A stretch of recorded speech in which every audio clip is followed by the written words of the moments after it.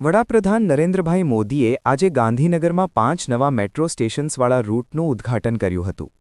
આ પાંચેય સ્ટેશનો ગાંધીનગરમાં આવેલા છે. આ 5 સ્ટેશન્સના નામ છે અક્ષરધામ, જૂના સચિવાલય, સેક્ટર 16, સેક્ટર 24 અને મહાત્મા મંદિર. અગાઉ અમદાવાદ ગાંધીનગર મેટ્રો નવા સચિવાલય સુધી સેવા આપતી હતી. હવે તેથી પણ આગળ આ 5 નવા સ્ટેશન્સ સાથેનો રૂટ ખુલ્લો મુકાયો છે.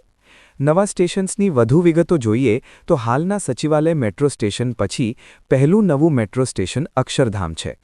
અક્ષરધામ વિદ્યા સમીક્ષા કેન્દ્ર, સેક્ટર 10B, 18, સેક્ટર 21નું બજાર, આસપાસના રહેણાંક વિસ્તારો અને પુનિત વન જેવા સ્થળો ઉપરાંત રાજભવન, મુખ્યમંત્રીનું નિવાસસ્થાન, મંત્રીઓના નિવાસસ્થાન, ગાંધીનગર સર્કિટ હાઉસ અહીંથી ચાલવાના અંતરે આવેલા છે.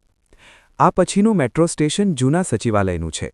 જૂના સચિવાલય સંકુલમાં કામ કરતા સરકારી કર્મચારીઓ માટે આ સ્ટેશન નજીક પડશે. જૂના એમએલએ ક્વાર્ટર્સ અને હેલિપેડ સ્થિત પ્રદર્શન કેન્દ્રથી પણ ચાલીને જઈ શકાય તેવા અંતરે આ મેટ્રો સ્ટેશન આવેલું છે. આ પછીનું મેટ્રો સ્ટેશન સેક્ટર 16નું છે, જેમાં મોટાભાગે રહેણાંક ક્ષેત્ર છે. આ મેટ્રો સ્ટેશન સેક્ટર 22 અને 23 સુધી પણ ચાલીને જઈ શકાય તેવી કનેક્ટિવિટી પૂરી પાડે છે અને સ્વામિનારાયણ ગુરુકુળની બાજુમાં સ્થિત છે.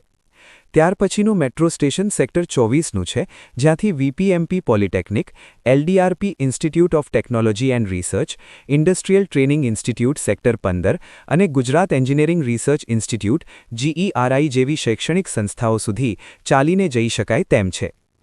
આ પછી અમદાવાદ ગાંધીનગર મેટ્રો રૂટનું છેલ્લું સ્ટેશન મહાત્મા મંદિર આવે છે, જ્યાંથી મહાત્મા મંદિર કન્વેન્શન અને પ્રદર્શન કેન્દ્ર, Dandi Kutir museum, sports authority of India સંકુલ, ગાંધીનગર એથ્લેટિક્સ સંકુલ અને કડી સર્વ વિશ્વવિદ્યાલય કેમ્પસ અને લીલા હોટેલ તથા ગાંધીનગર કેપિટલ રેલવે સ્ટેશન જઈ શકાય છે.